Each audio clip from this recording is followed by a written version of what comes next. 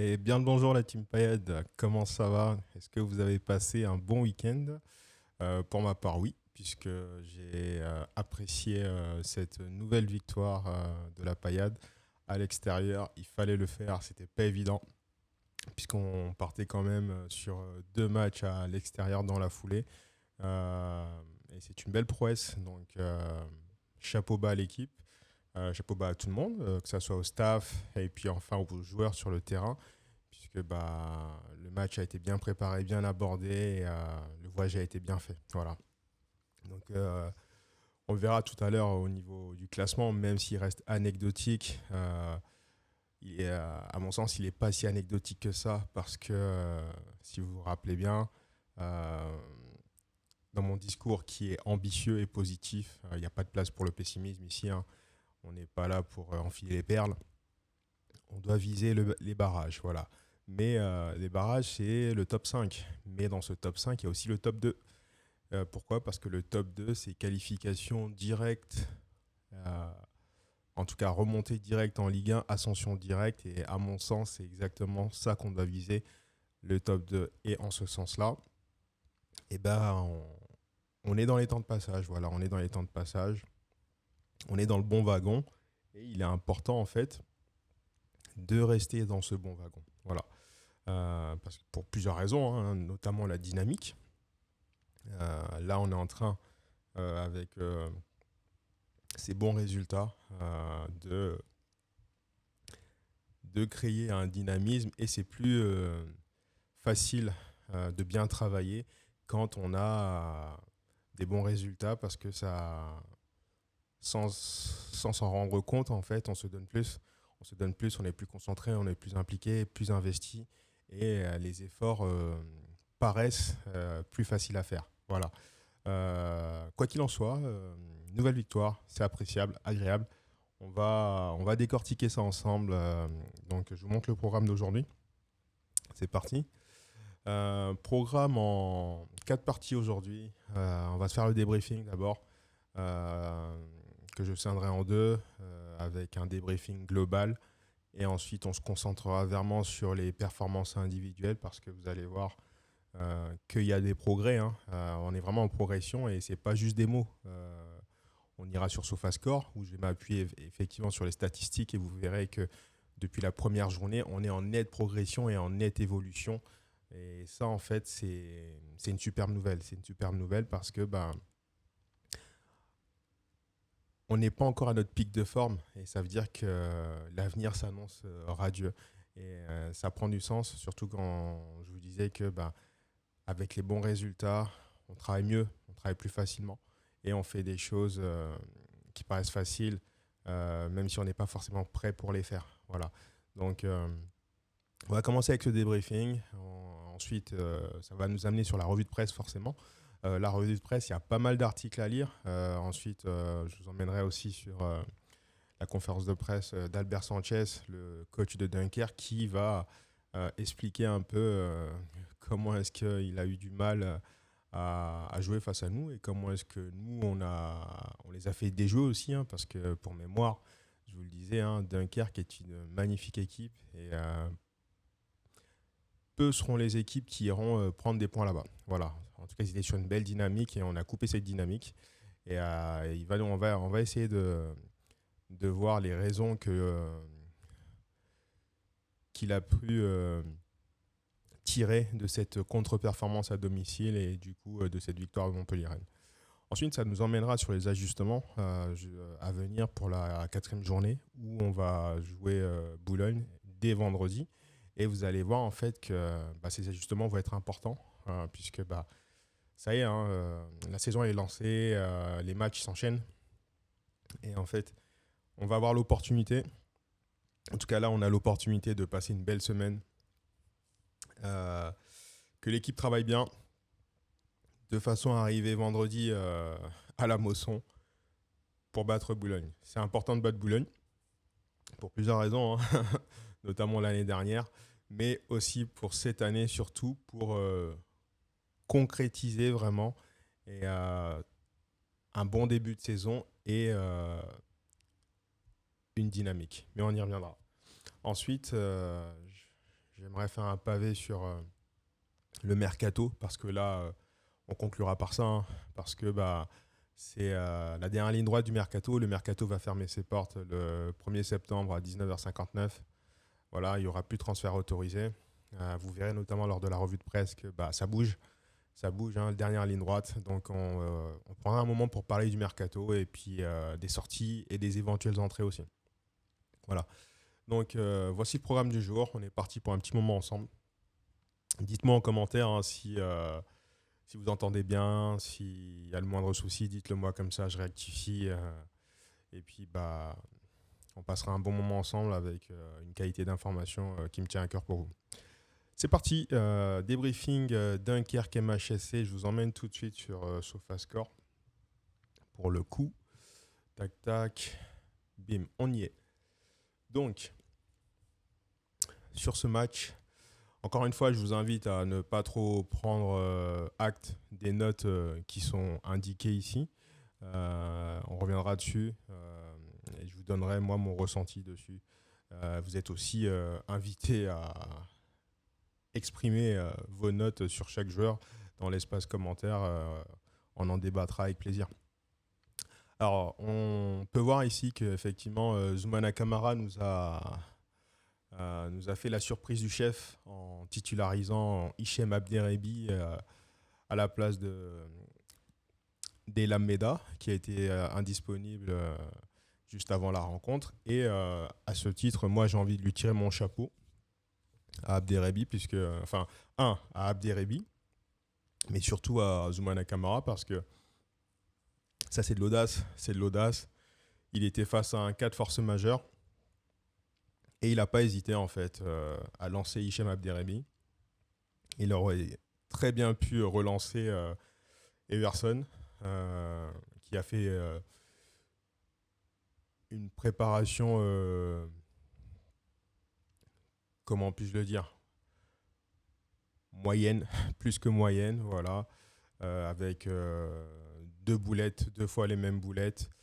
Donc, je pense qu'il a perdu des points dans la rotation, hein, d'autant plus que, je parle d'Everson, d'autant plus que Della Meda a la faculté de jouer numéro 6, même s'il est arrivé en tant que défenseur central.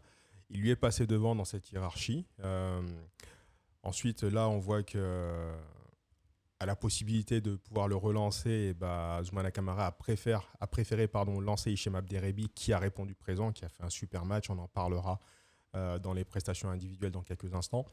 Mais voilà, Zoumana Camara nous a sorti sa surprise, la surprise du chef. La surprise a été belle. J'avais beaucoup aimé Abderrebi lors de sa préparation, mais surtout en Gambardella. Alors là, ici, c'est le monde pro. Hein, ça y est, ils ont fait le grand saut, hein, la bande des 5 là. Maignan Pavé, Diallo, Chambon, Vidal Cartou. Ils sont des professionnels à part entière dans ce groupe et ça baisse la moyenne. Mais on voit que les petits, ils ont du football dans les pieds, quoi. Ils ont du football dans les pieds, ils n'ont pas peur et ça fait plaisir. Donc, belle surprise du chef de Zoumana Camara qui nous a offert un 4-2-3-1. C'était l'une des options que j'avais envisagées. Au regard de la qualité de l'équipe dunkerquoise, soit on repartait sur un 4-2-3-1, sur un 4-3-3, pardon, soit on partait avec un double pivot. Et au final, c'était le double pivot avec l'option Abderrebi. Alors, dans l'ensemble, je nous ai trouvé solide. Voilà, c'est ce qu'il fallait. J'ai pu voir sur quelques commentaires sur X, certains être durs. J'aimerais vous attirer votre attention, les amis. Il ne faut pas être trop dur avec l'équipe. C'est une équipe jeune. La moyenne d'âge, elle est basse. Hein. On est l'équipe de Ligue 2 la plus jeune. Il faut être patient et tolérant avec l'équipe. Tout ne sera pas parfait. C'est impossible en fait que ça soit parfait. Qu'on aille jouer à l'extérieur et puis qu'on ait un jeu léché. Non. Il y a 23 ans, c'est super jeune. Ils feront des erreurs, tout comme ils auront des coups d'éclat aussi en fait. En fait, on a une équipe avec ses qualités et ses défauts qui est en phase d'apprentissage. La bonne nouvelle pour nous, c'est que cette équipe a la capacité d'apprendre vite et bien et engraine, enregistre vite les informations. Comme je vous disais, les journées elles s'enchaînent, on n'a pas le temps. Et tous les ajustements qui sont amenés sont appliqués dans la foulée. Et à ce titre, en fait, quand on voit ces deux belles prestations à l'extérieur, c'est beau parce qu'en fait, on passe euh, d'un manque de sérieux et une absence lors de la première journée à deux résultats très positifs à l'extérieur, coup sur coup. Et ça, c'est beaucoup de choses, c'est beaucoup d'enseignements, ça. Donc, prestation très, très solide, beaucoup de sérieux. Le point fort, bah, la solidité défensive. Ensuite, il y en a plusieurs, solidité défensive et sérieux. Et puis l'application aussi, et notamment aussi notre efficacité. Euh, alors j'aimerais nuancer deux choses. Il y a l'efficacité, parce que certains disent qu'on n'est pas efficace, on est efficace. En revanche, ce que l'on n'est pas, c'est réaliste. On n'est pas réaliste. Le réalisme, qu'est-ce que c'est? C'est notre capacité à faire la différence et à aggraver le score au regard des occasions qui se présentent à nous. Puisque des occasions, on en a. En revanche, on n'arrive pas à alourdir le score. C'est là toute la différence. Voilà, puisque des occasions, réellement, on se les crée. Et elles ne vont pas encore au bout. On a du mal à aggraver le score parce que on a des frappes d'enfants.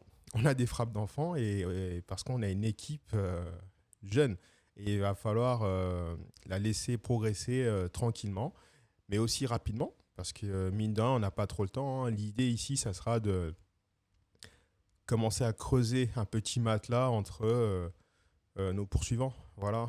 Et sécuriser cette deuxième place. Parce qu'à mon sens, encore une fois, la priorité, c'est la deuxième place. Être champion de Ligue 2, ça n'a aucun intérêt.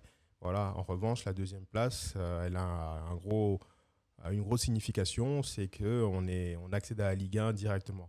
Donc, prestation d'ensemble très très solide et très sérieuse. Et c'est ça qui est bien.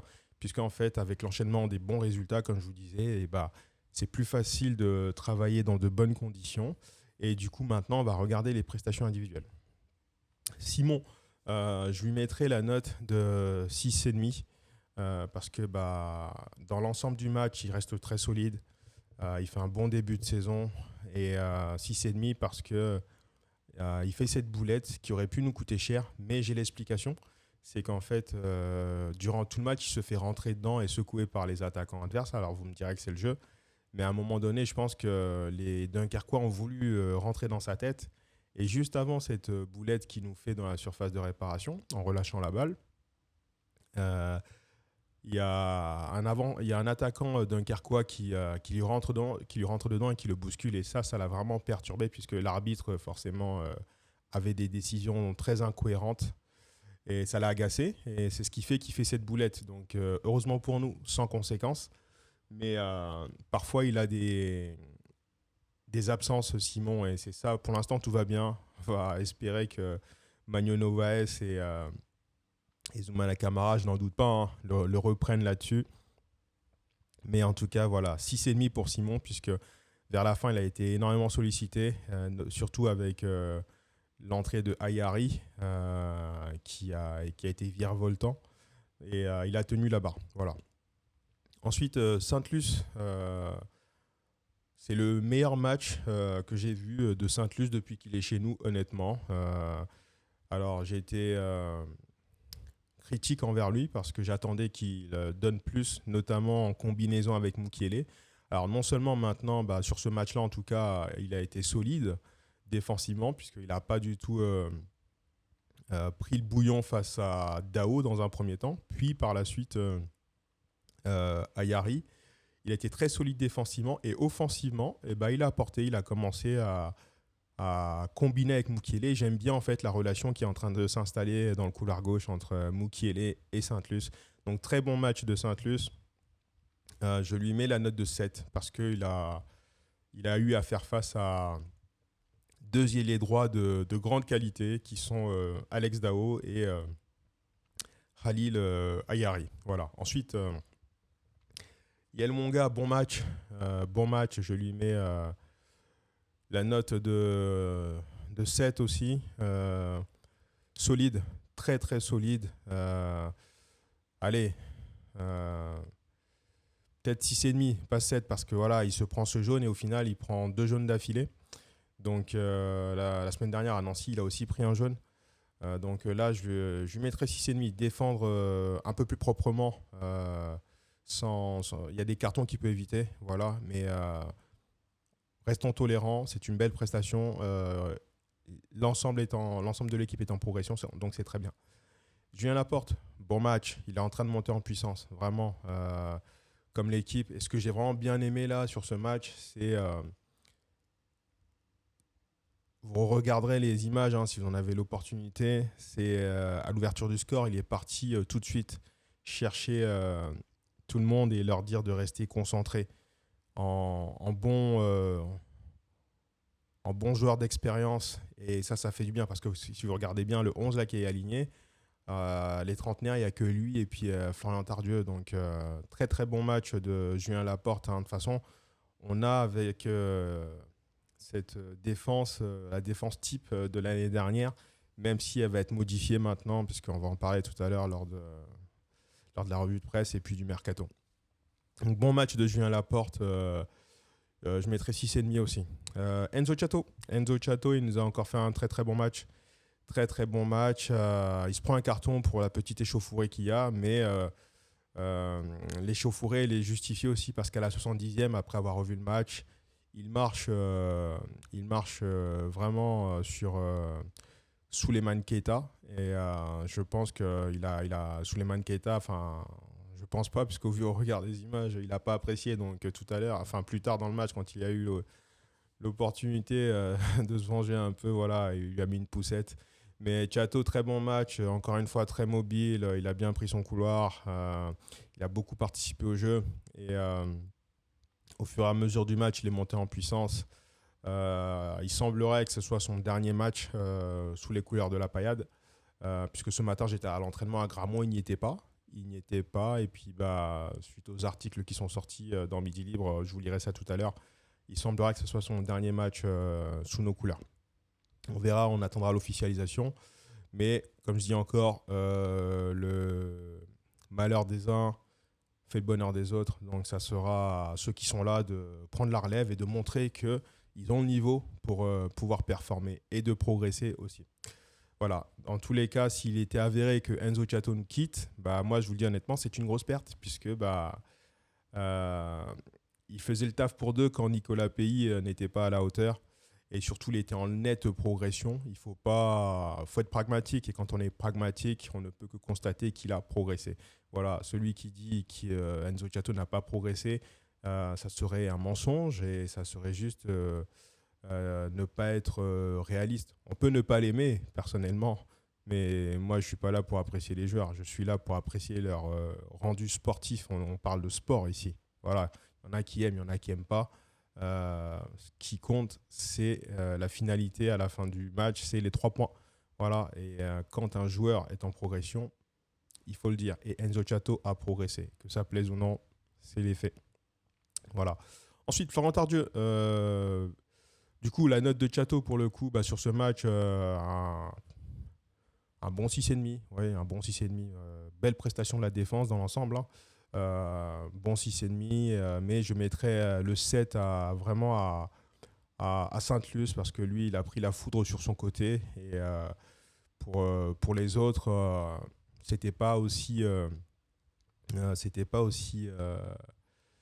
Les offensives n'étaient pas aussi nettes. Et on verra ça sur le graphique tout à l'heure. Voilà. Ils ont été mis à contribution, mais pas autant que l'a été Sainte-Luce via le côté droit.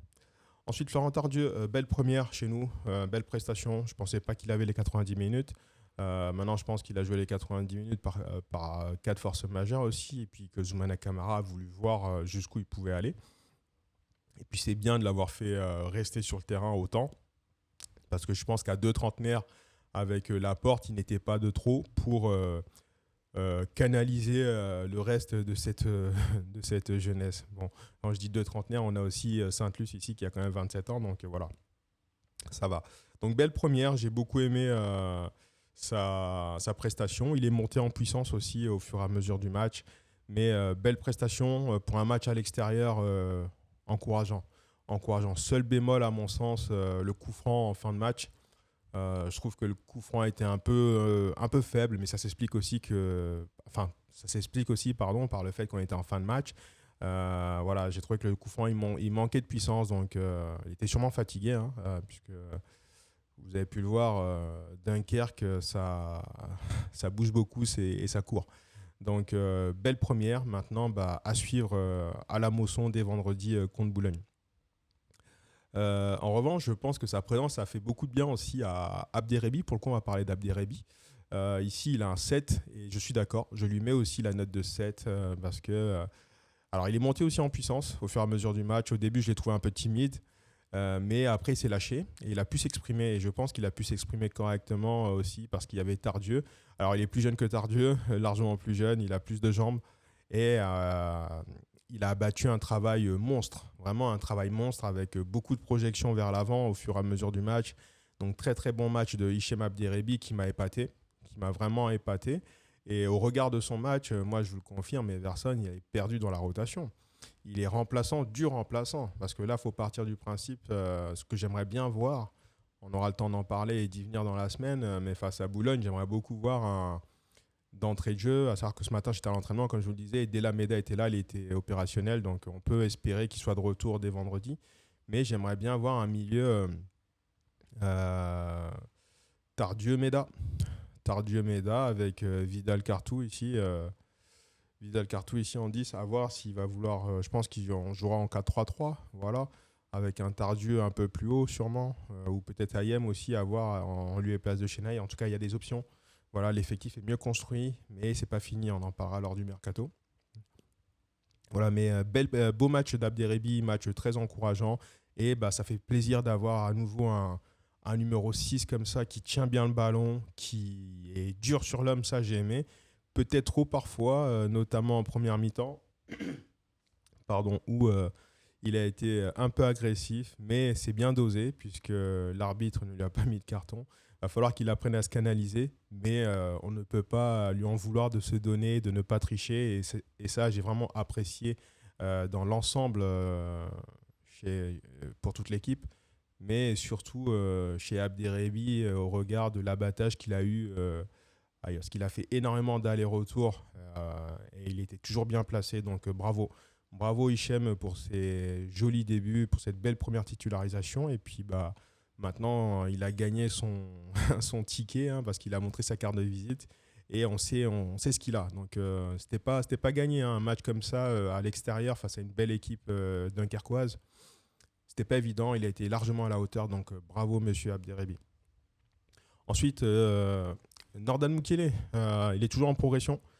Toujours en progression. Il est à l'origine du but, voilà, puisque c'est lui qui élimine et qui fait le centre. Donc bravo à lui pour ça. Maintenant, on va attendre. J'attends un peu plus de tranchant parce qu'il en a les capacités.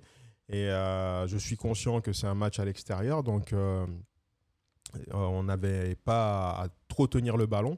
Mais j'aimerais le voir beaucoup plus tranchant, normalement, notamment dans ses centres, voilà, que je trouve pas assez puissant. J'aimerais qu'il soit plus puissant. Et ses frappes aussi, que j'aimerais un peu plus puissantes. Voilà, ça va venir. Il vient d'arriver. Je rappelle, il n'a pas eu de match de préparation. Donc il faut considérer que ces 3 premières journées sont des matchs de préparation pour lui où il monte en puissance et où il est en train de mettre en place ses automatismes. Maintenant, le temps passe vite. Le temps passe vite et j'aimerais beaucoup qu'il débloque son compteur. Son centre ne peut pas être accordé comme passe décisive puisque Maignan Pavé la touche et loupe son ciseau. Néanmoins, sur l'ensemble des 3 matchs, il percute beaucoup. Il n'est pas avare, il est en énergie, en débauche d'énergie, il est généreux. Il percute beaucoup. Alors forcément, un joueur comme ça, percutant, provocateur, joueur de 1 contre 1, il y aura forcément du déchet. Mais il a le mérite de tenter et d'être à l'initiative d'action. Parce que pour le coup, on le verra tout à l'heure aussi, notre jeu, il penche toujours à gauche. Voilà. Et si ça penche à gauche, c'est pas pour rien. Ça veut dire qu'il est actif. Donc c'est très bien. Maintenant, il faut que ça se manifeste par des buts et des passes décisives. Et ça va venir. Soyons patients. En tout cas, il reste une belle menace et un bel atout dans notre équipe. Donc, bon match de sa part. je lui mettrai la note de 5. On passe à Vidal Cartou, je lui mets aussi la note de 5. C'est toujours encourageant. Je considère qu'aller jouer à l'extérieur et s'exprimer à l'extérieur face à une équipe qui tient le ballon comme ça, c'est pas évident. Il aurait pu ouvrir le score sur une réception d'un centre de pays, je crois. Non, ou c'est un corner, je crois, je ne sais plus. Mais en tout cas, il loupe son contrôle. C'est dommage. C'est dommage parce que ça lui aurait fait du bien. Il est pas loin, Vidal Cartou, d'ouvrir son compteur score, son compteur but, pardon, en Ligue 2. Ça va venir. On est tout proche. Et ça peut se faire dès vendredi à la Mosson, à la réception de Boulogne. On aura le temps d'en parler. Mais en tout cas, ce que j'ai vraiment aimé chez Vidal Cartou, c'est son pressing. Il est très bon dans le contre-pressing. Il y a 2 actions là qui me viennent à l'idée. Une action en première mi-temps où il fait un retour sur Tena Massok ici. Et Tena Massok est obligé de le pousser au sol. Donc sa zone d'action est quand même ici. Hein. C'est ça sa zone d'action. Et il n'hésite pas à revenir aider sa défense. Et c'est en ça que je trouve que l'équipe est vraiment solide. Et pour faire un bon repli et permettre à l'équipe de se dégager. Donc très bien. Et ensuite, ici, côté droit, il revient avec un bel effort défensif et pour faire un tacle glissé et récupérer la balle. Bravo. Donc il triche pas, il prend les minutes qu'on lui donne, il les bonifie, il progresse. Ça progresse vite, c'est très très bien. Bon match de Vidal Cartou qui est sorti à l'heure de jeu pour Ben Lalou. Voilà, mais bon match. Donc 5 aussi encourageants comme Mukiele. On arrive sur Nicolas Pays. Alors je disais que... Excusez-moi, je bois un coup.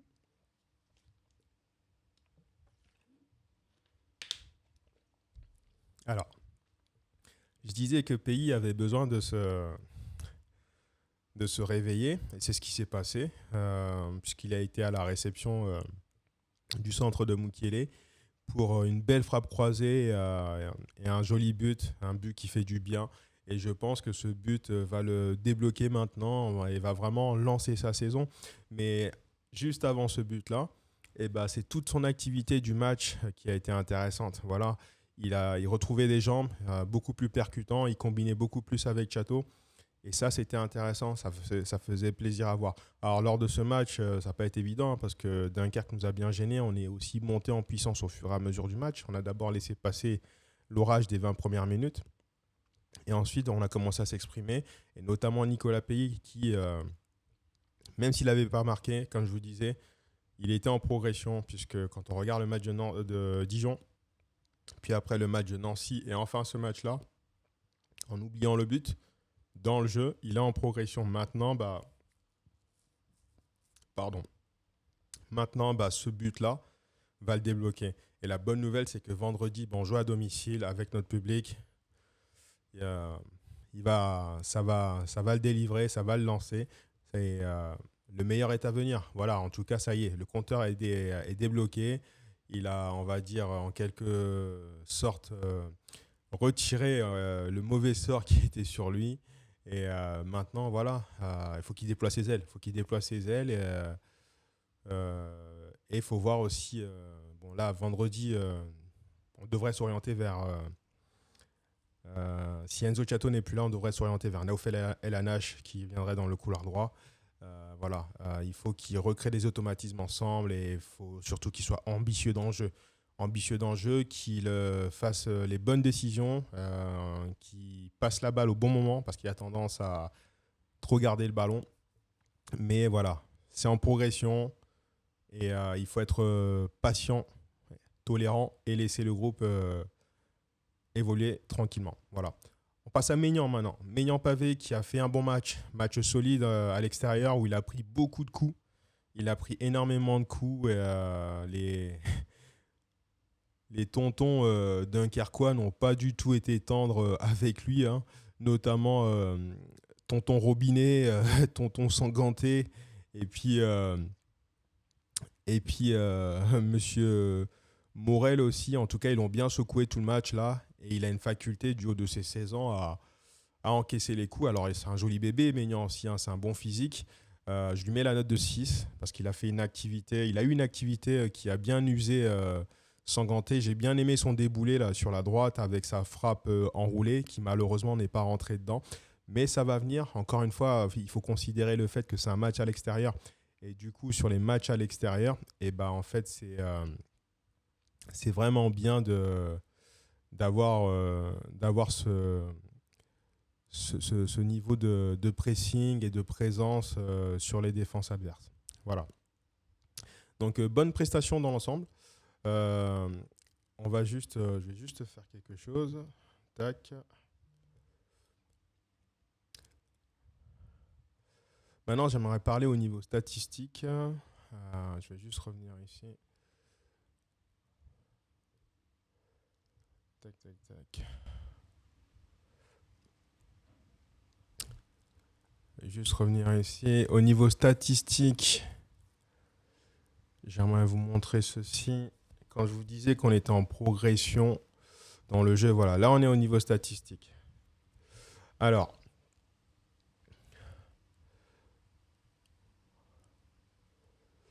on a été dominé lors de ce match, hein, et c'est normal puisqu'on était à l'extérieur. Dunkerque nous a dominé à 58%, on a eu 42% de possession. Mais sur l'ensemble du match, je trouve qu'on on a été vraiment solide. Solide parce que face à une équipe joueuse qui a quand même fait 13 tirs, vous le voyez ici, nous, on n'a pas été non plus avares, hein. On a fait 10 tirs. On a eu quand même 4 grosses occasions. Notre gardien a été sollicité 3 fois, mine de rien. On s'est procuré plus de corners qu'eux. On a fait forcément plus de fautes parce que ils ont beaucoup tenu le ballon et beaucoup provoqué. Beaucoup plus de tacles aussi on a fait parce que encore une fois c'était une équipe joueuse et une équipe qui provoquait énormément. Mine de rien, on n'est pas resté spectateur. Voilà, on a été actif dans le jeu, hein, vous pouvez le voir. Hein. 7 coups francs, 7 corners, donc 2 de plus qu'eux, et surtout 17 coups francs aussi. Donc on a eu quand même une volonté à jouer. Maintenant, regardons un peu notre jeu. Vous voyez en fait que, comme je vous le disais, notre jeu il penche encore à gauche, beaucoup à gauche, parce que on a une doublette avec Sainte-Luce et Mukiele qui est très active, hein, et du coup on a eu pas mal d'actions qui ont été initiées côté gauche, et ça c'est une bonne nouvelle. Dans l'entrejeu, on a été un peu moins présent, mais on est resté quand même solide avec la doublette, le double pivot Abderrebi Tardieu, et puis Vidal-Cartou ici dans l'axe. Je dirais que voilà, c'est vraiment au milieu qu'on a été moins impactant, mais dans l'ensemble, sur l'ensemble de la prestation, le plan a fonctionné et bravo. Ensuite, on a eu notre couloir droit qui a été bien actif aussi, hein, avec la doublette Chateau-Pays. Et puis, finalement, on arrive à ouvrir le score. Quand on regarde, en fait, l'explication est nette. Hein. Action initiée à gauche par Mukiele et conclue par la droite. Donc, vous voyez, donc, ça explique vraiment le cours de notre phase offensive. Ensuite, on va voir les tirs un peu. Ici, on fait 10 tirs sur l'ensemble du match, dont 5 cadrés, donc 50%. On est pas mal. On est pas mal et on est vraiment en progression. Et ça, c'est une bonne nouvelle parce que là, vous pouvez voir, hein, on est à 10 tirs sur ce match pour 5 cadrés. Si je fais le comparatif avec les matchs précédents, vous allez voir. On va aller à Nancy. À Nancy, on a fait statistique. Où est-ce qu'on est? Tirs. À Nancy, on fait 13 tirs pour 4 cadrés. Là, on a fait 10 tirs contre Dunkerque pour 5 cadrés. Donc, le ratio, il est au-dessus. Il est à 50%. C'est très bien. On est en nette progression. Maintenant, si on va à Dijon, là, c'était horrible. Enfin, horrible, ça reste un gros mot. C'était pas beau, quoi. À Dijon, on fait 12 tirs, 4 cadrés. Vous voyez qu'en fait, on est en progression. Et c'est ça qui est bien, c'est que on est en progression.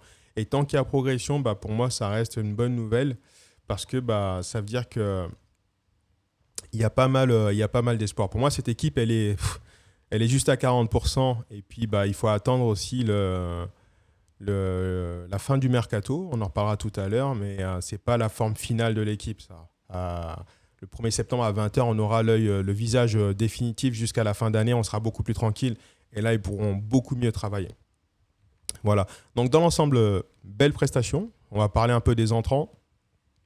Ben Lalou, son entrée, elle a été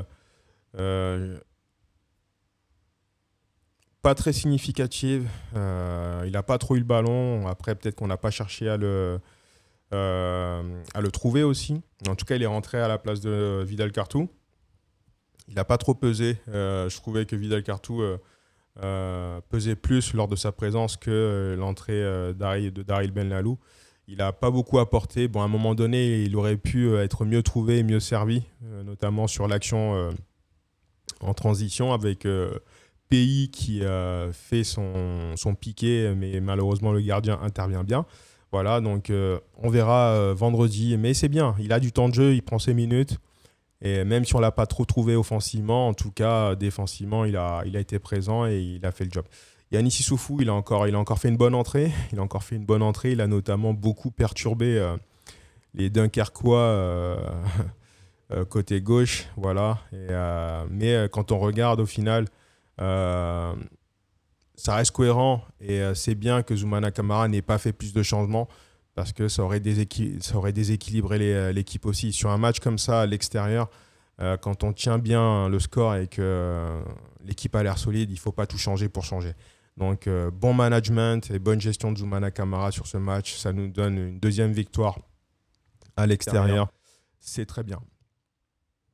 Donc, voilà du coup pour mon débriefing sur ce match à Dunkerque. C'était un tournant, c'était un premier virage à bien négocier, comme je disais quand je vous présentais cette troisième journée.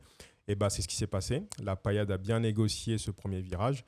Et maintenant, on va pouvoir se projeter tranquillement tout le reste de la semaine sur la quatrième journée. Mais avant ça, j'ai envie qu'on revienne un peu sur ce match avec notamment la revue de presse. Et avant de commencer cette revue de presse, j'ai envie de vous proposer l'interview de Albert Sanchez, le coach de Dunkerque, qui va expliquer son ressenti du match et aussi comment Zoumana Camara et les Montpelliérains l'ont embêté. Donc c'est parti, on y va tout de suite. Tac, je vais mettre ça en grand plan. Est-ce que vous pouvez nous expliquer ce qui s'est passé? On a vu un bon début de match de Dunkerque pendant 10-15 minutes, puis après on a l'impression qu'il ne s'est plus rien passé pendant très longtemps, trop longtemps, offensivement notamment. Oui, bien sûr. Je pense que nous avons commencé très bien le match. Je pense que les premiers 25-30 minutes, nous avons joué bien. Nous avons fait notre plan de match. Mais après, je pense que nous avons joué avec beaucoup de précipitations. Nous avons perdu beaucoup de ballons. Et après, je pense qu'ils jouaient bien. Ils sont une bonne équipe. Ils jouaient très bien à la profondeur. Ils jouaient très bien à la transition. Nous avons fini, je pense, avec de la mauvaise sensation les dernières 10-15 minutes de la première mi-temps. Nous avons fait deux changements à la mi-temps d'Egor et Victor pour sous les Eleni Valière. Et je pense que le deuxième mi-temps, je pense que nous avons essayé de faire de bonnes choses, mais je pense que c'est aussi la précipitation. Nous avons fait beaucoup de touches de ballon. Je pense que nous devons de jouer plus vite d'un côté à l'autre côté. Et après, je pense que les deuxième mi-temps, les Montpellier, ils ont joué mieux que nous. Et pour ça, je pense qu'ils ont gagné le match. Alors, la question du journaliste, elle est bonne. Et la réponse d'Albert Sanchez est tout aussi bonne. Dans le sens où, effectivement, on les a gênés. Et c'est parce qu'on les a gênés qu'ils ont perdu un peu leur football et qu'ils ont été amenés à se précipiter. Là-dessus, le plan de jeu de Zoumana Camara était très bon. Parce que quand je vous faisais la présentation, je vous disais qu'il y avait beaucoup de dangers à Dunkerque, notamment sur les côtés et devant avec Thomas Robinet. Et voilà, ça s'est vérifié. Ça s'est vérifié. Ils nous ont mis un bon bouillon pendant 20 minutes. On a réussi à les contenir. Et puis après, on a pris petit à petit le dessus aussi. Et ça s'illustre aussi avec Abderrebi qui s'est exprimé un peu plus et qui s'est beaucoup plus projeté.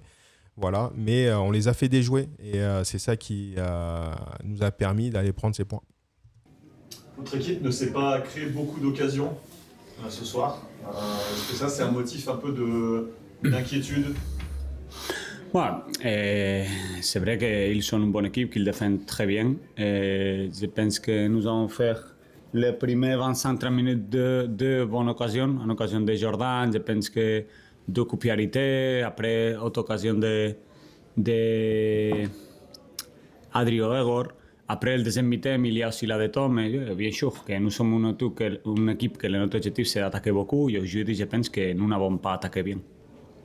Et en fait, oui, c'est une équipe qui a beaucoup la possession, qui attaque bien. On l'a vu lors des 2 premières journées, c'était 7 buts marqués, 5 encaissés. C'est justement parce qu'ils attaquaient bien que nous, c'était un test pour nous de pouvoir les contenir. Et c'est ce qu'on a réussi à faire en fait en retrouvant notre solidité défensive et en continuant à l'améliorer. Donc, on les a empêchés de s'exprimer offensivement et ça, bravo à l'équipe parce qu'il y a quand même des clients là. Je vous le dis encore une fois, très peu d'équipes iront gagner à Dunkerque. Voilà. Et très peu d'équipes arriveront à faire déjouer Dunkerque comme on les a fait déjouer. C'est mon responsabilité, bien sûr. Est-ce que vous regrettez les 2 changements que vous avez fait à la mi-temps ou pas? C'est des changements tactiques. Oui. Sont changements tactiques, bien sûr, pour améliorer un peu l'équipe et aussi pour donner opportunité à d'autres joueurs. Parce que j'ai parlé beaucoup que pour moi, le plus important, c'est l'équipe. Je pense qu'il y a beaucoup de joueurs qui sont prêts pour jouer. Je pense que la distance entre les joueurs titulaires et les joueurs remplaçants, il n'y a pas de distance. Et pour ça, je pense que c'est bon de donner la possibilité à tous les joueurs parce que après, je pense que ce sera meilleur pour nous. C'était quoi votre idée quand vous avez décidé de changer Victor et Egor Prutsev à la mi-temps? Premier pour l'énergie, non pour l'énergie parce que j'ai regardé que peut-être Egor Prutsev il était un peu fatigué. Après le changement de Victor aussi, c'est parce que nous sommes une équipe offensive et je pense que Lenny Valier il est plus offensif que Victor et c'est pour essayer d'attaquer mieux le deuxième mi-temps et aussi parce que nous avons changé le pressing de côté. Le premier côté nous avons pressé à gauche, le deuxième mi-temps l'idée c'était de presser à droite. Et pour ça, nous avons changé les joueurs. C'est parce que aussi, ils ont fait un très bon match contre Reims, ils ont fait une bonne semaine d'entraînement et je pense qu'ils méritaient des joueurs aussi. Alors là, dans l'idée, il explique que à la mi-temps, en fait, il a fait un ajustement, c'est-à-dire qu'ils étaient partis sur un pressing droit. Et ça explique en fait que ils aient beaucoup attaqué avec Dao sur le côté droit. Ils aient beaucoup attaqué, comment il s'appelle, Théo Saint-Luce. Voilà. Et du coup, bravo à Saint-Luce parce qu'il a du crédit. Parce que là, il vient de nous avouer que voilà, l'idée, c'était de percer à droite, donc le côté gauche de notre défense. Et ça n'a pas fonctionné. Du coup, il a fait cet ajustement avec ce changement à la mi-temps pour presser à gauche et essayer de mettre plus la pression à Chateau. Ça n'a pas fonctionné non plus, pardon. Et en fait, là, tout le mérite en revient à l'équipe globalement, en fait, parce qu'on a su rester solide et contrecarrer les ajustements, mais aussi les faire déjouer. Donc bravo encore une fois à l'équipe et à Zoumana Camara. Coach, on a vu le coach montpellier, Zoumana Camara, décrire Dunkerque en conférence de presse juste avant, décrire Dunkerque comme la plus belle équipe du championnat. Est-ce que vous partagez cet avis? Non, c'est de la pipe. Ne sais pas. Notre objectif, c'est de jouer bien à football, de jouer à l'attaque, de jouer offensif. Et pour ça, aujourd'hui, je ne suis pas content parce que je pense que les deuxième mi-temps, nous n'avons pas joué bien. Nous avons essayé de jouer, mais nous devons d'améliorer. C'est notre idée de jeu, c'est notre style de jeu, c'est de jouer à l'attaque, c'est de jouer avec les ballons. Je pense que Camara aussi, ils sont une très bonne équipe. Montpellier, ils sont une équipe qui joue très bien avec les ballons. Mais ouais, merci beaucoup à Camara. Mais oui, mon opinion, c'est que nous devons de travailler beaucoup. Ça, c'est du gentleman agreement. C'est-à-dire que les deux coachs s'apprécient. On a pu le voir lors la poignée de main avant le match où ils sont restés. La poignée de main était très chaleureuse et l'accolade très chaleureuse aussi. Hein, ils s'apprécient.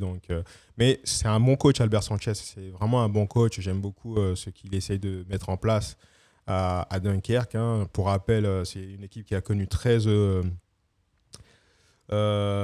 départs, pas forcément 13 arrivées.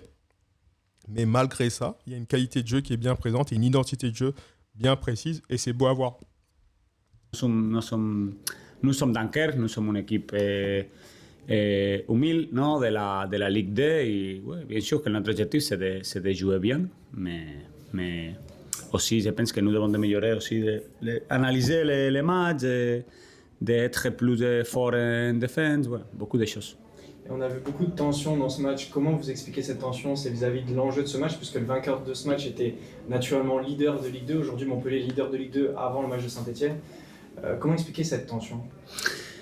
Bah, parce qu'il y a tension, parce que les deux équipes, nous voulions gagner. Après, il y a l'action à notre côté, que Château, il voulait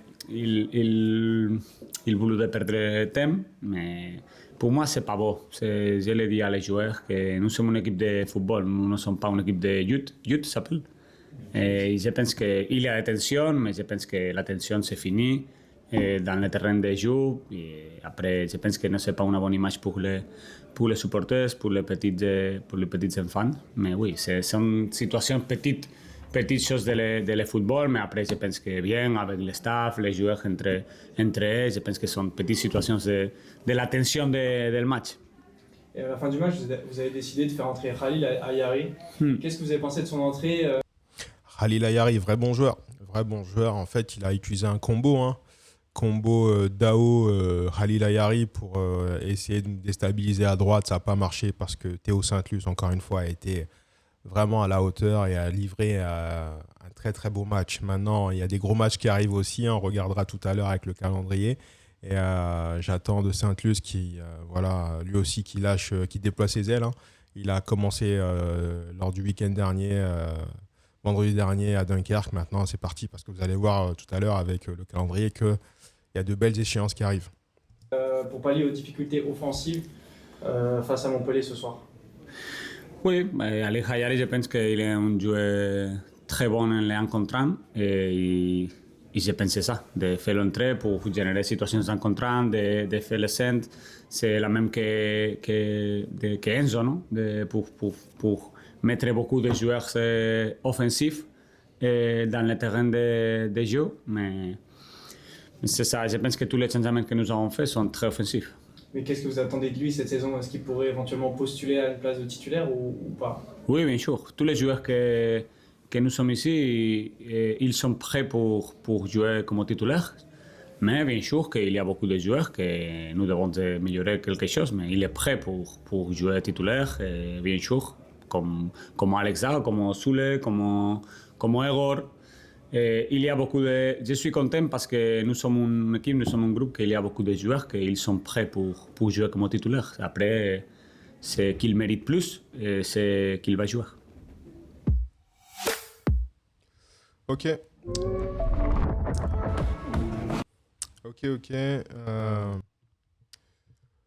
Bon, voilà. Voilà pour l'interview d'Albert Sanchez. Hein, donc, il le concède et il reconnaît que Montpellier a réussi à faire déjouer Dunkerque sur ce match-là pour emporter les 3 points. C'était l'objectif. Bravo encore une fois à l'ensemble de l'équipe. Maintenant, on va se faire une revue de presse papier. On va aller sur le Midi Libre pour le coup. Tac. On revient ici. Et en fait, j'ai envie de vous proposer directement les sujets. Donc, vous pouvez voir ici, hein, donc, y a un article qui dit que Château est en partance vers l'Italie. On va revenir dessus tout à l'heure lors du mercato. Mais déjà, j'ai envie de vous ramener dans la timeline et la temporalité du match. Donc, on va aller juste après le match et notamment... Je vais vous lire l'interview de Zoumana Camara juste après le match et on va remonter le fil comme ça au fur et à mesure. Donc c'est parti. Dunkerque MHSC, je suis très fier du visage qu'ils ont montré. Ils ont combattu et tout donné, se satisfait Zoumana Camara après le succès dans le Nord. Zoumana Camara aimait le match de son équipe. L'entraîneur de Montpellier a affiché sa satisfaction après le succès 1-0 de ses hommes à Dunkerque, vendredi 21 août lors de la 3e journée de Ligue 2. À quel point vous êtes fiers des joueurs et du match qu'ils ont fait ce soir? C'est dur à dire, je suis très fier d'eux, très fier du visage qu'ils ont montré, une équipe qui a combattu et a tout donné. Elle s'est battue, a montré de la personnalité, a su rester solide dans la tempête et a laissé passer l'orage. Et derrière, on les a fait douter à un moment et on a mieux fini la première mi-temps. On n'a pas cédé dans leur temps fort et c'est ce qui nous a permis de rester dans le match, de le remporter et de prendre les 3 points. Vous avez dû changer au dernier moment le groupe avec la maladie de Delam Meda et la titularisation de Hichem Abderrabi. Ça fait partie de notre métier de devoir gérer des imprévus. Forcément, ça ne fait pas plaisir. Mais après, j'ai des joueurs à disposition, j'ai un groupe à disposition. Au début de la saison, je leur ai tenu un discours lors duquel je leur ai dit que tout le monde aurait sa chance. Tout le monde doit se tenir prêt. C'est bien de tenir ses discours, mais après, quand ça arrive, il faut tenir sa parole et donner la chance à tout le monde. Les joueurs, il faut qu'ils se sentent importants et pas en arrière-plan. Vous l'avez souligné en conférence de presse, vous m'aviez dit que ce sont les entrants qui font la différence et qui vont amener des points. Je l'avais souligné, c'est tout un groupe. Il y en a certains qui commencent le travail, d'autres qui le finissent. C'est comme ça qu'on va y arriver et qu'on fera une bonne saison. Là-dessus, encore une fois, bravo à Zoumana Camara déjà pour avoir été à la hauteur de son discours, c'est-à-dire qu'il a dit quelque chose au groupe et en fait, quand la situation s'est présentée avec une absence, là, bon, on a pas mal de blessés là et d'indisponibles, et ben en fait, oui, il fait jouer ceux qui sont à disposition et là, il a donné sa chance à Abderrabi qu'il a bien saisi, donc bravo. Ça, c'est vraiment de l'audace et fallait le faire. Parce qu'encore une fois, il aurait pu choisir le choix de l'expérience avec Everson qui a quand même un passif en Ligue 2. Qu'avez-vous pensé du match d'Hichem Abderrabi? Je sais que ce n'est pas un cadeau de lui offrir Dunkerque ici pour un premier match, mais je trouve qu'il est monté en puissance en deuxième mi-temps. Il a gratté énormément de ballons, il en a récupéré, il a été beaucoup plus calme dans ses relances. On sent qu'il déborde d'énergie et que parfois il veut dépasser ses fonctions et aller plonger, proposer. C'est ce que je vous disais, c'est-à-dire que va falloir le canaliser parce qu'il a énormément d'énergie, c'est très bien, mais si avec beaucoup plus de gestion, en se gérant mieux, il pourrait être encore plus performant, notamment avec une meilleure lecture de jeu et en montant justement au bon moment. Mais en tout cas, cette débauche d'énergie, elle ne peut qu'être bénéfique pour nous et très beau match d'Abderrabi. On sent qu'il déborde d'énergie et que parfois il veut dépasser ses fonctions et aller plonger, proposer. J'essaie de canaliser ça, mais c'est un garçon qui a un super bon état d'esprit, qui bosse bien, qui est toujours souriant. Il a tout pour lui, je suis content qu'il ait fait sa première et qu'il ait fait cette prestation qui est amplement méritée. Très belle prestation. Quelles sont les limites de cette équipe? Si vous vous souvenez, au début de saison, vous m'avez posé la question sur les objectifs et je vous avais dit de ne pas se fixer de limites. Donc, où est-ce qu'est la limite de cette équipe? Je ne sais pas. Il faut essayer d'aller le plus haut possible, de la repousser. C'est un travail au quotidien. Il faut rester concentré et discipliné. Je suis d'accord. Voilà, il ne faut pas se fixer de limite. Il faut prendre match après match, par bloc de 4 ou de 3, puisque dans un mois, on est censé avoir 4 matchs. Là, vous verrez qu'en septembre, on n'en aura que 3, puisqu'après, il y aura la trêve. Mais effectivement, il faut prendre les matchs par bloc et ensuite un par un, parce que chaque match a son histoire. C'est un championnat très homogène. On peut avoir des surprises. On l'a vécu à nos dépens la saison passée. Mais cette saison, je suis revenu en vous disant qu'on avait un vécu. On a une année derrière nous. Elle doit nous servir à ne pas répéter et en même temps, ce qu'on a su faire de bien la saison passée, le conserver comme cette solidité défensive. Parmi les pistes d'amélioration, savoir plier le match plus facilement sur les occasions, gagner encore en réalisme, est-ce quelque chose sur lequel vous insistiez depuis le début de la saison ? Oui, être beaucoup plus tueur, être plus décisif ou incisif dans nos dernières actions. On a pas mal de situations où dans la phase qui arrive avant la surface et dans le dernier geste où l'action n'aboutit pas. Il manque ce dernier geste, on doit être beaucoup plus tueur. Je pense qu'aujourd'hui, avec un peu plus de réalisme, c'est une équipe à la fin qu'on peut punir malgré le fait qu'on ait souffert. C'est un match qu'on doit ou qu'on pourrait remporter 2-0 parce qu'on a les occasions pour mettre le deuxième but. On ne l'a pas fait. C'est l'axe d'amélioration de cette équipe, un des axes. Là-dessus, je le rejoins totalement. C'est ce que je vous disais en début d'émission, c'est-à-dire que va vraiment falloir qu'au niveau réalisme, on soit beaucoup plus performant et quand on a les occasions de faire la différence, il faut qu'on les saisisse. Voilà, faut pas trop jouer avec le feu, mais laissons l'équipe et donnons le temps à l'équipe de progresser tranquillement. Ok, on va se refaire celui-là maintenant. Alors, Dunkerque MHSC, début tonitruant pour le jeune Montpellierin Hichem Abderrebi. Hichem Abderrebi s'est montré très présent à la récupération. Titularisé à la surprise générale, le jeune milieu de terrain s'est montré à la hauteur lors de la victoire de Montpellier à Dunkerque 1-0 vendredi 21 août. On attendait Everson Junior ou Grégory Ayem, c'est aussi ce que j'avais vu moi dans mes compos d'équipe, dans mes propositions que je vous ai faites, mais ce n'était pas du tout le cas. Mais c'est Hichem Abderrebi qui a été titularisé au sein du milieu de terrain montpelliérain pour suppléer Delam Meda. Beaucoup auraient été décontenancés d'être lancés à Dunkerque face à cette opposition-là et dans un tel contexte. Mais comme ses jeunes coéquipiers, Abderrebi a joué sans complexe, se montrant d'abord présent dans les duels et la récupération. Avec le ballon, il s'est d'abord contenté de chercher des passes faciles à côté de lui pour ne pas perdre le ballon. C'est très bien.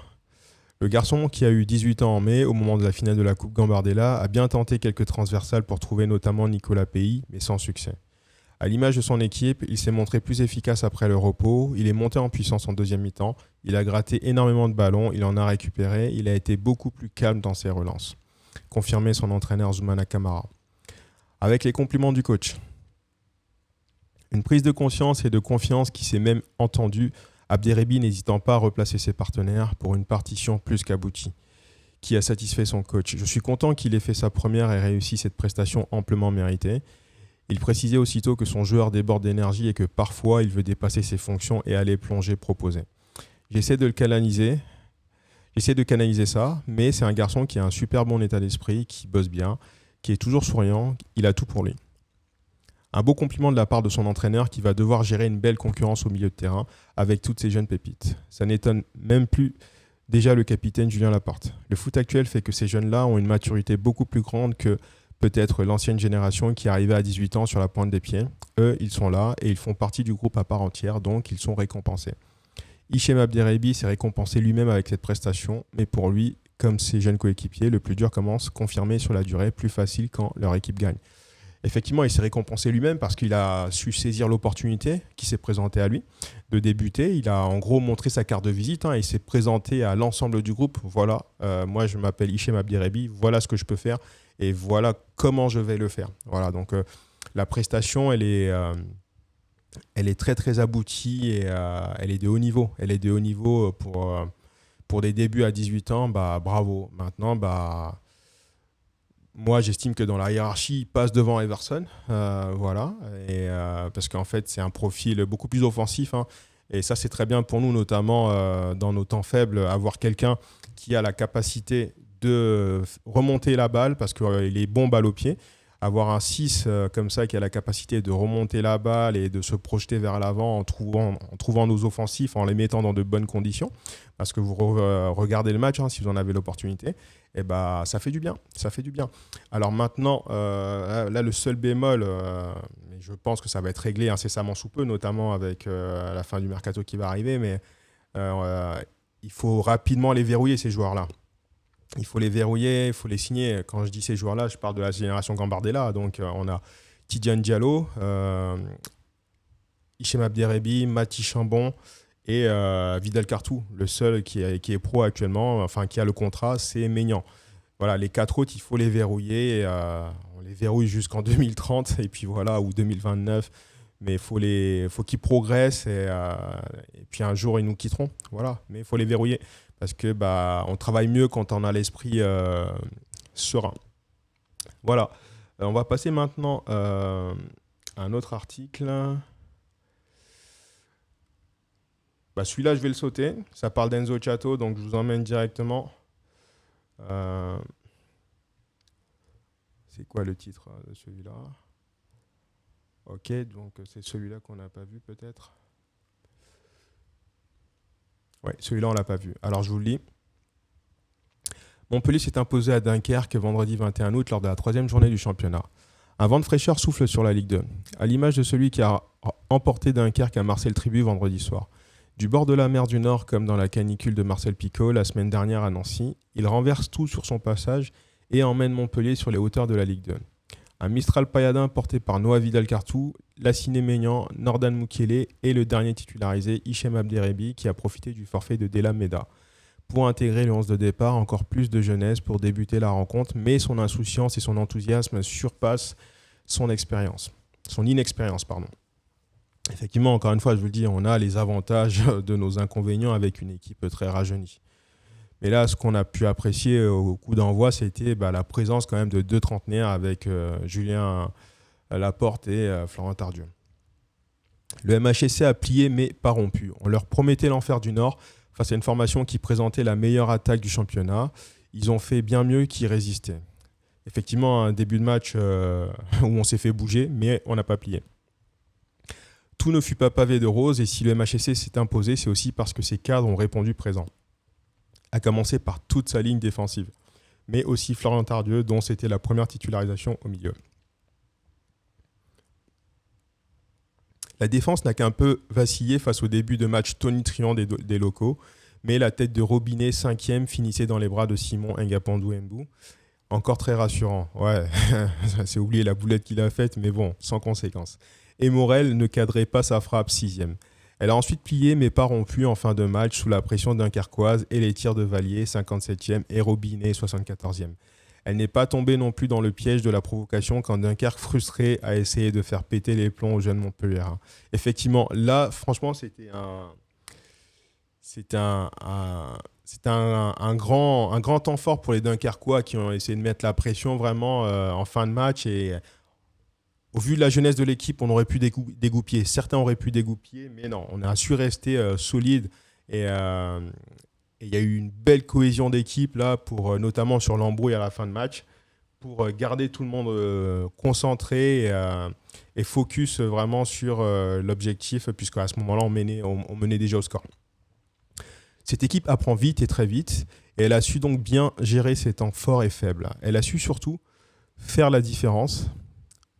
Elle a su donc bien gérer ses temps forts et faibles. Elle a su surtout faire la différence quand il le fallait. Ça aurait pu venir en première mi-temps, mais les centres d'Enzo Chato et de Nicolas Pays ne trouvaient pas preneur. Lassiné Maignan, lui, voyait ses frappes fuir le cadre. La première filée au-dessus, 28e, et la deuxième lécher la lucarne, 38e. Il a manqué le second but, donc le réalisme. Mais on va y arriver. Le gardien local Prévost devait ensuite se détendre pour détourner au ras de son poteau la tentative de Nordan Mukiele, 41e. Le joueur prêté par le Stade Rennais allait finalement se montrer décisif juste après le repos. Son centre ne trouvait pas Maignan, qui manquait son retourné, mais Nicolas Pays avait suivi au second poteau et trouvé l'ouverture du pied droit. La seule critique qu'on pourra faire au Montpelliérain, c'est finalement de ne pas avoir tué le match malgré 2 énormes occasions. Et en fait, c'est ça, c'est le réalisme qui nous manque, mais comme je vous dis encore une fois, c'est plus facile de travailler quand les résultats se suivent et ils sont positifs. Et actuellement, c'est le cas. Et maintenant, moi, j'ai envie de croire que ça y est. Là, ils sont libérés et délivrés parce qu'on est sur une bonne série. Et puis surtout, on a quand même 2 joueurs qui ont ouvert leur score, 2 joueurs importants avec Issoufou et Pays. Et là, vendredi, on retourne à la Mosson, gonflé et galvanisé par ces bons voyages qu'on a fait à Nancy et Dunkerque. Donc là, à domicile, ça va. Vendredi, il va y avoir des buts, c'est sûr et certain. Il va y avoir des buts et on va être beaucoup plus réaliste. Donc le buteur du soir, servi par Maignan, perdait ainsi son duel avec Prévost, 65e. La jeune pépite du MHSC avait l'occasion, elle aussi, de plier la partie, mais sa frappe était également repoussée par le gardien dunkerquois. Peu importe, avec ce succès, Montpellier est premier de Ligue 2 avant les matchs du jour et peut voir l'avenir avec optimisme si cette équipe continue de livrer ce genre de prestations. Il fallait voir la joie des ultra-montpelliérains dans le parcage, mais aussi de quelques autres en tribune pour sentir que quelque chose se passe en ce début de saison, porté par cette jeunesse triomphante. Jusqu'où peut aller Montpellier ? Alors, la place de leader, encore une fois, je la nuance parce que c'est pas ça qui compte. Le plus important, c'est d'être dans ce bon wagon des 5 premiers et surtout sécuriser et verrouiller la deuxième place. C'est ça le plus important. Ok, maintenant j'ai envie de vous emmener ici sur cet article-là. Bon, là, il y a celui-là qui est intéressant aussi, puisque c'est le capitaine qui parle. Tant qu'on aura cet état d'esprit, on pourra voyager. Invaincu et convaincant, la récolte prometteuse du MHSC. Montpellier vainqueur à Dunkerque 1-0 vendredi 21 août et invaincu après 3 journées de Ligue 2 surfe sur la dynamique de la fin de saison dernière. Et la dynamique est bonne, il faut la préserver. C'est le moment des vendanges, celui de récolter le travail entamé tout le reste de l'année. Et s'il a été bien fait, le vin sera bon. On ne sait pas encore si 2027 sera un bon millésime, mais les premiers raisins arrivent à maturité. Après 3 journées, Montpellier joue les premiers rôles en Ligue 2 et on ne peut pas dire que c'était totalement attendu compte tenu de la jeunesse de l'effectif. Et des premiers pépins qui lui tombent dessus avec les absences pour diverses raisons des 3 principales recrues, Florian Tardieu, Mamadou Camara et Delameda. C'est vrai qu'au final, ça n'arrive pas en même temps, mais ce sont nos 3 recrues qui sont absentes avec Chenaille aussi, qui est indisponible pour un petit moment. Ce qui fait la force des Montpelliérains en ce début de championnat, c'est la stabilité de sa base arrière. Elle était devenue au fil de la saison dernière l'une des plus solides de la Ligue 2, au point de s'imposer comme la meilleure dans ce secteur. Le quintet Simon Ngapondou Mbou, Enzo Chato, Julien Laporte, Yael Mwanga et Théo Saint-Luce a désormais des automatismes. Cela se voit et il porte son équipe. On a une année derrière nous. Elle doit nous servir à ne pas répéter les erreurs et en même temps, ce qu'on a su faire de bien la saison passée, le conserver, comme cette solidité défensive, confirme Zoumana Camara, l'entraîneur du MHSC. On a beaucoup de repères et évidemment, on arrive à être performant dans la continuité, souligne de son côté le capitaine Julien Laporte. Des chiffres parlants. Une performance globale qui commence à s'étirer dans la durée puisque Montpellier n'a perdu en match officiel qu'une seule fois lors de ses 12 derniers matchs, 6 victoires, 5 nuls. Sur la période et parmi les 3 premières divisions, L1, L2, L3. Seul Le Mans peut se targuer de faire aussi bien.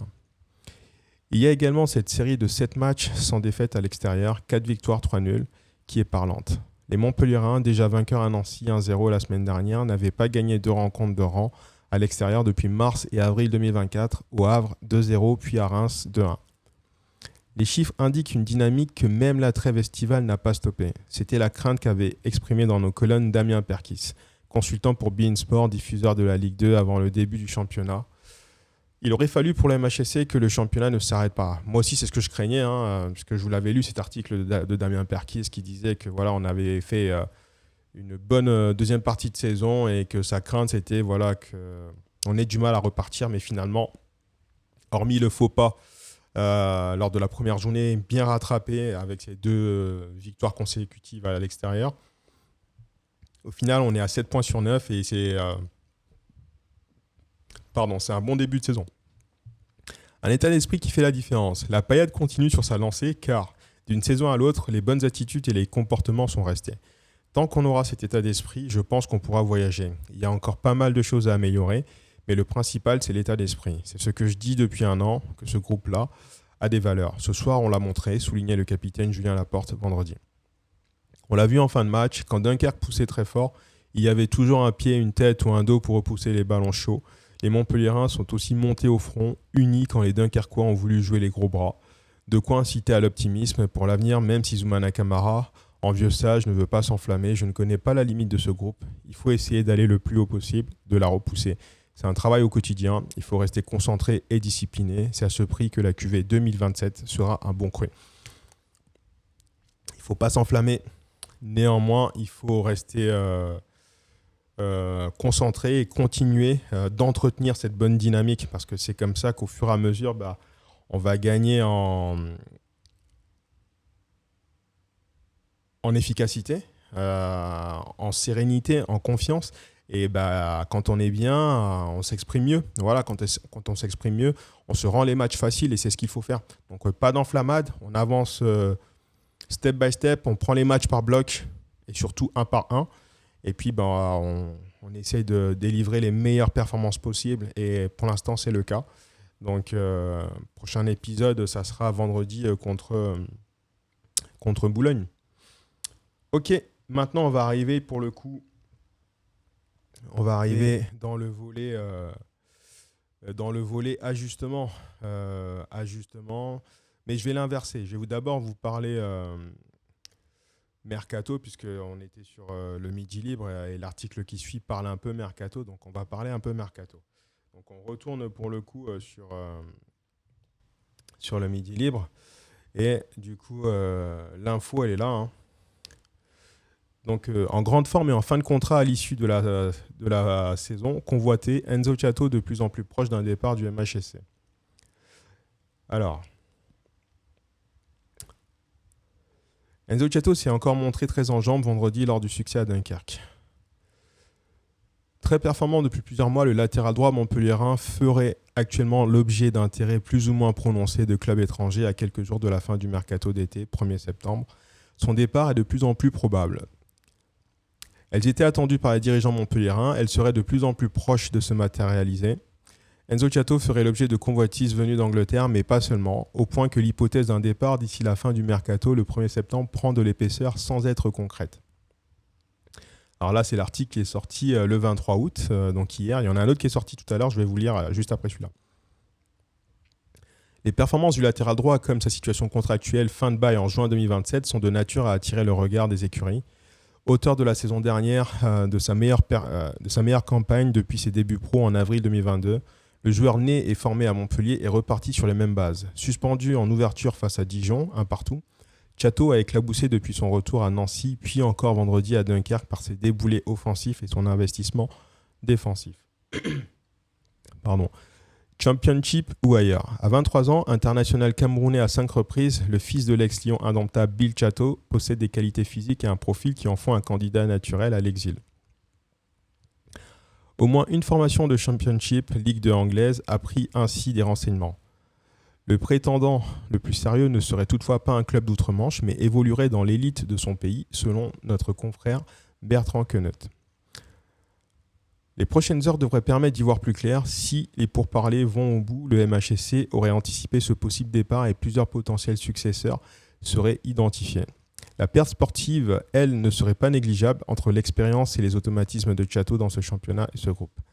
Et Zoumana Camara, coach qui attache beaucoup d'importance à ses binômes, devrait recréer une alchimie à droite, notamment avec Nicolas Pays, si celui-ci est toujours là en fin de mercato, puisque tout peut arriver lors de la dernière semaine. Ok, maintenant, on va aller à la recherche du dernier article. Il est là. Allez, je vous lis ça tout de suite. Donc, publié le 24 août 2026 à 15h51, mise à jour à 17h31, donc c'est tout frais. C'est parti. Le défenseur latéral et international camerounais Enzo Ciato s'apprête à quitter son club formateur, Montpellier, et a signé à Frosinone Calcio, promu en Serie A. Rien ne s'oppose à son transfert. Le latéral droit international camerounais Enzo Ciato s'apprête à quitter Montpellier après plus de 100 matchs et 4 saisons avec son club formateur. Lundi 24 août, l'international camerounais, 5 sélections, 23 ans, n'a pas pris part à l'entraînement sous l'autorité de son entraîneur Zoumana Camara à 4 jours de la réception de Bologne. Effectivement, ce matin, quand j'étais à Gramont, je ne l'ai pas vu. Et d'après mes échos, il avait déjà vidé son casier, il était parti. La porte de sortie s'ouvre vers l'Italie et Frosinone Calcio, l'un des 3 promus en Serie A. Mardi, Ciato est attendu pour passer la visite médicale et signer un nouveau contrat dans cette ville située entre Rome et Naples, et aura pour objectif de le maintenir pour sa 4e expérience dans l'élite transalpine. Le fils de Bill Ciato, ancien latéral gauche du MHSC, validerait par ce transfert la progression réalisée la saison passée. Titulaire indiscutable, il s'est imposé comme un rouage essentiel de l'équipe héroltaise, entre Julien Laporte, défenseur central, et Nicolas Pays, attaquant complice sur le côté droit. Je perds l'un de mes cadres. Effectivement, c'est une grosse perte. Ciato, je vous le disais tout à l'heure, les débuts n'ont pas été évidents, mais il a progressé. Et au final, on évolue tous, et son évolution est belle, surtout avec Zoumana Camara qui lui a fait passer un step, 2 steps même. Et là, c'est un arrière-droit accompli. Et maintenant, ce départ, moi, tout ce que je souhaite, c'est que Laurent Nicolin, qui sait bien le faire maintenant depuis quelques transferts, ait négocié un bon pourcentage à la revente. Comme ça, le fait qu'il aille en Dans le calcio, en Serie A, c'est parfait parce qu'il va avoir une meilleure exposition, beaucoup plus de visibilité. Et je ne pense pas qu'il restera à Frosinone longtemps, surtout si il continue ses déboulés comme ça à droite et surtout s'il a un milieu droit ou un ailier droit devant lui avec qui il arrive à recréer une complicité comme ça. Eh ben, en fait, il sera amené à quitter Frosinone sous les 2-3 ans et puis à aller jouer dans un club plus huppé. C'est tout ce que je lui souhaite. Et au final, si c'est ça qui se passe, la Payade en sortira encore une fois gagnante. Donc j'espère que Laurent Nicolin va inclure dans ce futur transfert un bon 20 ou 30% à la revente. Ça serait très intéressant. Je perds l'un de mes cadres. À moins d'un an de la fin de son contrat, en juin prochain, le transfert de Chato est le premier des 9 départs non consentis par le staff technique. Je perds Enzo Chato, l'un de mes cadres. Je suis un entraîneur d'équipe pro, pas de jeunes. Un groupe ne peut pas être composé à 90% de jeunes joueurs. Ce n'est pas possible. Grâce à Zoumana Camara, l'entraîneur montpelliérain regrette de laisser filer un tel élément qu'il a mis en confiance et révélé à lui-même. C'est vrai. Si Chato s'est révélé comme ça, c'est grâce à Camara et au travail qu'il a fait avec lui et autour de lui. Donc on perd lourd, parce que je vous le dis, quand un pays n'est pas en capacité de faire les efforts, n'était pas en capacité de faire les efforts, c'est Chato qui les faisait. On l'a vu lors de son retour à Nancy et aussi là contre Dunkerque. On perd gros. Maintenant, on a El Nash qui est en capacité de jouer en attendant qu'il soit recruté parce que voilà, la dernière ligne droite, on a jusqu'au 1er septembre à 19h59 pour recruter un remplaçant, un joueur solide, confirmé à ce poste d'arrière droit. On en parlera dans quelques instants. À moins de 10 jours de la clôture du mercato, le mardi 1er septembre, 20h, Montpellier est toujours dans l'attente des propositions pour le milieu Khalil Fayad, 21 ans, pour l'attaquant Junior Ndiaye, 21 ans, ou encore pour Nabil Homsa, 24 ans. Effectivement, pour Homsa, ça semble boucher aussi au milieu de terrain, puisque je parlais d'Everson qui avait perdu sa place, mais il y a aussi Nabil Homsa. Donc la solution, ça serait peut-être de le prêter Homsa et peut-être prêter Ndiaye aussi, parce que Ndiaye, il lui reste pas mal de temps de contrat. Voilà. Mais on va en parler dans tout ça. On va parler du mercato dans quelques instants. Je termine l'article. Ndiaye, qui a refusé des offres de clubs de Ligue 3, serait dans le viseur du promu Dijon, selon le bien public. Le quotidien régional et Homsa confronté à une sérieuse concurrence dans l'entrejeu hérolté à des touches pour un prêt. Tout est encore possible à l'orée de la dernière ligne droite. Effectivement, donc la transition est toute faite. Ça nous amène du coup au mercato. Mais avant le mercato, j'ai envie de vous parler des contrats. On va regarder ça ensemble tout de suite. Donc regardons les contrats, on y est là. Alors Chato, il semblerait que c'est fait. Mais là, je vais vous parler de 2027. De tous ceux qui sont sous contrat jusqu'en 2027, qui est-ce qu'on a ? On a Mathieu Michel, donc il devrait nous quitter, Mathieu Michel, en 2027. Là, on devrait avoir, pour l'instant, ce qui se dégage, parce que dans les groupes, c'est Zodic qui est dans les groupes, Zodic sous contrat jusqu'en 2028, que j'ai envie de voir par la suite chez nous. On a Simon aussi qui est là jusqu'en 2028. Ensuite, en 2027, on a aussi Théo Saint-Luce, donc il y aura quelque chose à faire autour de Théo Saint-Luce. Soit il faudra le prolonger. S'il n'est pas prolongé avant décembre, en fait, en janvier, il sera libre de commencer à négocier avec d'autres équipes. Donc, il faudra le prolonger. En fait, au regard de l'évolution de la saison, il faudra commencer à construire déjà un effectif, les bases de l'effectif de la saison prochaine et aussi pour aller confirmer soit les barrages ou jouer la montée directe. Ensuite, on a Enzo Chato. Bon, là, il est en partance, Enzo. On a El Anache, mais c'est un prêt. On a Fayad, donc voilà. Lui, il arrive aussi. Ça serait bien qu'il parte, parce que s'il partait là, la masse salariale diminuerait et surtout, on pourrait travailler pour recruter quelqu'un pour le remplacer. En tout cas, c'est ce que souhaite Zoumana Camara. Maintenant, il est sous contrat, on ne peut pas le forcer à partir et il est dans son droit de rester à Montpellier, même s'il sait très bien qu'il ne va pas jouer. Ensuite, 2027, qui d'autre? Ici, Nordan Mukele, mais c'est un prêt. Et le dernier, c'est Daryl Benlalou. Ok. Donc, hormis les joueurs en prêt, eh ben, en fait, on a Théo Saint-Luce qu'il faudra. La question va arriver, elle va se poser. Il faudra en fait le prolonger, peut-être avec un bon de sortie à voir, mais voilà, il faudra le prolonger. Voilà. Et qui d'autre? Mathieu Michel. Bon, je pense qu'il va nous quitter, Mathieu Michel. L'avenir et la place est aux jeunes. Surtout maintenant qu'il y a Kevin Kandem en troisième gardien. Voilà. Ok, donc maintenant, parlons du coup, parlons mercato. Parlons mercato.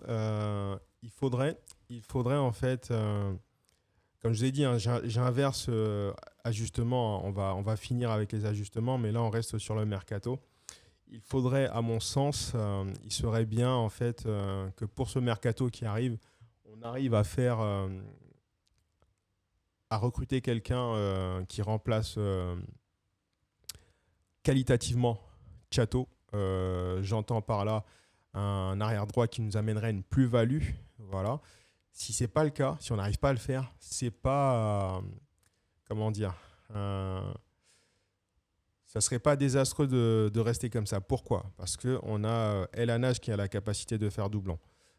Mais on a aussi Mati Chambon. Il est jeune. Et là-dessus, le seul bémol, c'est que Zoumana Camara, lui, il a envie d'avoir un peu plus d'expérience. Parce que, comme il le dit, hein, il a raison, il est un entraîneur d'équipe professionnelle, pas d'équipe de jeunes. Et l'effectif ne peut pas être composé entièrement à 90% de jeunes. Et je suis totalement d'accord avec lui. Si on veut sécuriser notre montée, il va nous falloir de l'expérience, vraiment. Donc, j'espère que, et je compte sur Antoine Di Fraia, la cellule de recrutement, la data aussi qui a été mise en place, qu'on va réussir à faire, à recruter un joueur de qualité dans la lignée du mercato qui a été fait jusque-là, parce que c'est nécessaire, tout simplement. Donc, arrière droit, priorité à récupérer. Un joueur de qualité à ce poste d'arrière droit. Ne pas hésiter à faire des paris, des tests. Ça vaut le coup réellement, en fait. Encore une fois, on peut ne pas avoir d'argent, mais on doit avoir des idées. On doit vraiment avoir des idées. Donc, je compte sur la cellule de recrutement pour faire un bon mouvement et réussir à nous dénicher la perle rare. Sinon, ça sera Zoumana d'utiliser sa baguette magique et de réussir à polir El Hanach et Chambon comme il a réussi à polir en très peu de temps, mine de rien, Enzo Chato. Voilà. Ensuite, deuxième poste sur lequel il faut bosser et où il va falloir recruter pour moi, c'est le poste de ailier droit. Voilà, parce qu'en fait, aujourd'hui, on n'a personne, on n'a aucune option à Nicolas Pays. On a vu qu'il lui a fallu quand même 3 journées pour retrouver un peu son football. Et 3 journées, c'est beaucoup. C'est beaucoup. Passer à côté de ces matchs pendant 3 journées d'affilée, c'est énorme. Donc, ça peut arriver de perdre son football, mais quand ça arrive, en fait, on doit avoir des solutions de repli et de remplacement. Et aujourd'hui, le seul qui est en capacité de jouer à droite, c'est Axel Guéguin, qui est en convalescence là actuellement. Donc, il ne reviendra pas avant la seconde partie de la saison. Mais on ne peut pas se permettre en fait de continuer comme ça jusqu'à la trêve hivernale sans avoir une option à droite à Nicolas Pays si il est en méforme. Et en fait, on regarde là, actuellement à gauche, on a une très bonne gestion de Camara avec Nordan Mukele et Issoufou qui se tirent tous les deux la bourre. Voilà, les deux, ils savent très bien que quand ils sont alignés, surtout Mukele, il sait qu'en fait, quand il est là, il faut qu'il se dépouille pendant 60 à 70 minutes parce qu'après, il y a Issoufou. Et en fait, vous pouvez être sûr qu'il va se dépouiller tout le temps parce qu'il sait que s'il ne se dépouille pas, s'il ne mouille pas le maillot, Issoufou, il va rentrer. Voilà, je prendrai en exemple ce week-end le match entre Rennes et le PSG. Quand Ousmane Dembélé ne faisait pas l'affaire, Lucien Riquet n'a pas hésité à le sortir à la 45e, à la mi-temps. Voilà. Et en fait, c'est ça l'état d'esprit. Au vu de la qualité du groupe là, et la qualité du mercato qui a été fait, Et ben en fait, Ousmane Camara aujourd'hui, il a beaucoup plus d'options. Et en fait, on doit continuer dans ce sens-là, en fait, en lui donnant les moyens d'amener une concurrence saine dans l'effectif. Donc, pour moi, les deux postes, bah, c'est arrière droit. Il faut vraiment qu'on récupère quelqu'un euh, du même calibre que Enzo Chato. Ça va être compliqué, mais voilà, cet argent de transfert, il faut le réinvestir. Si on veut avoir quelqu'un comme Chato, il faut le réinvestir. Voilà, ou même quelqu'un à potentiel aussi, il faut le réinvestir. Ensuite, donc deuxième priorité, milieu droit. Milieu droit, ailier droit, et même voir un ailier droit qui a la capacité de jouer avant-centre aussi, un joueur polyvalent.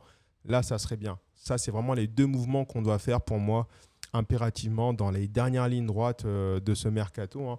On est le 24 septembre, il reste 6 jours. Il faut que la cellule bosse correctement pour ça. Donc, arrière droit et milieu droit, avec un profil avant-centre polyvalent, ça serait bien. Donc, il faut croiser les doigts. On croise les doigts pour que les planètes s'alignent et qu'on arrive à faire deux belles entrées. En termes de sortie, voilà, on va espérer que Khalil Fayad, Junior Ndiaye et Omsa trouvent des portes de sortie. Ça allégerait la masse salariale. Et si ça allège la masse salariale, je pense que voilà, le président Laurent Nicolin sera enclin à faire des dépenses sur l'arrière droit et surtout l'offensif à droite, un offensif polyvalent. Voilà. Donc dites-moi ce que vous en pensez, hein, pour ceux qui regarderont l'épisode en replay, vous me direz ce que vous en pensez. Ok, et du coup maintenant pour terminer, on va parler des ajustements. Voilà, donc vous le voyez, hein, pourquoi les ajustements? Parce que je vais vous emmener sur le calendrier. Là actuellement on a fait nul contre Dijon, victoire contre Nancy et Dunkerque, donc c'est très bien pour ce mois d'août bien lancé, même si à mon sens on peut avoir quelques regrets avec la contre-performance de Dijon. Néanmoins, on a bien rattrapé ça, du coup ça nous fait 7 points, on est pas mal. Il serait maintenant important de gagner vendredi contre Boulogne, tout simplement, parce que ce qui va se présenter à nous au mois de septembre, hein, vous le voyez, on a 2 déplacements chez des concurrents directs, à savoir Saint-Étienne et Reims. On recevra Pau, alors ce match à Pau, à la Mosson contre Pau, il faudra vraiment bien le gagner, parce qu'après on a deux déplacements. Et il est crucial, vraiment, vendredi, de bien jouer, de gagner ce match, parce qu'on se mettrait dans des conditions pour aller s'offrir un match de gala à Saint-Étienne. Et Saint-Étienne, quand vous regardez les résultats, pour l'instant, ils sont à la hauteur de leur standing. Voilà, ils sont dans leur temps de passage, 3 matchs, 3 victoires, ils sont leaders. Ils mettent une raclée à tout le monde. Mais sous réserve qu'on batte Boulogne, c'est impératif vraiment de bien performer contre Boulogne, parce que là, ça confirmerait en fait notre bon début de saison et surtout une bonne dynamique. Ensuite, on arriverait à Saint-Étienne avec des arguments solides, puisqu'on aura déjà passé le test dunkerquois. Il s'agira là de montrer à nouveau que nous sommes en capacité de résister et de poser des problèmes à Saint-Étienne. Voilà. Mais avant ça, step by step, parce que pour arriver à Saint-Étienne dans des bonnes conditions, il faut faire le job contre Boulogne. Voilà, donc du coup, on revient ici et ça m'amène sur les ajustements. Les ajustements que j'attends pour Boulogne, ça va être surtout offensivement, à savoir du réalisme. Les occasions, on se les crée. On sait qu'on va avoir des occasions, mais il va s'agir maintenant d'être beaucoup plus tueur, tranchant. Alors, on a fait 3 journées. Notre taux d'efficacité est en train d'augmenter, hein. On est passé de 27 tirs pour 6 actions, je crois, à 13 tirs pour 4 cadrés, à maintenant 10 tirs pour 5 cadrés. Donc, ça évolue, on est en progression. Mais la bonne nouvelle là-dedans, c'est qu'en fait, on est en train de créer une dynamique, on est en train de prendre confiance avec les résultats positifs. Et comme je vous disais, les résultats positifs, ça permet de mieux travailler dans une meilleure ambiance. Donc, ils vont être beaucoup plus relâchés parce qu'ils vont prendre confiance. Ils sont conscients des des capacités qu'ils ont à fournir les efforts, à apprendre vite, à progresser aussi. Maintenant, il faut lâcher les chevaux. Il faut lâcher les chevaux et ces bons résultats vont les aider à lâcher les chevaux et à s'exprimer pleinement. Voilà, on a vu Abderrebi, 18 ans, il rentre, il ne se pose pas de questions. Voilà, il va au mastic, il va au combat, ça joue bien. Voilà. Et maintenant, vendredi à la Mosson, il va falloir être beaucoup plus réaliste. C'est important. Donc, quand on aura les occasions d'ouvrir les scores, d'ouvrir le score, il faudra l'ouvrir rapidement, être efficace. Et quand on aura l'occasion de doubler, voire tripler le score, faudra le faire aussi. Il va falloir être beaucoup plus tueur devant le but, beaucoup moins naïf, mettre des frappes d'hommes. Voilà, faut arrêter de frapper comme des enfants. Notre équipe est jeune, certes, mais voilà, il faut être beaucoup plus tueur, tranchant et réaliste. C'est surtout ça les ajustements que j'attends. En ce qui concerne le volet défensif, continuer là-dessus. Voilà, ce qu'on fait bien, ce qu'on est en train de maîtriser, on continue dessus. Il faut le bonifier et être beaucoup plus juste dans le réalisme. C'est les ajustements principaux que je vois. Du coup, ça nous fait un bel épisode quand même aujourd'hui, un joli débrief. Je rappelle, ce soir, il y a un dernier match. Il y a un dernier match de Ligue 2. On va aller voir. Tac. Il y a Reims qui reçoit de mémoire. Il y a Reims qui reçoit. Reims-Annecy ce soir à 20h45. Donc ça nous donnera demain.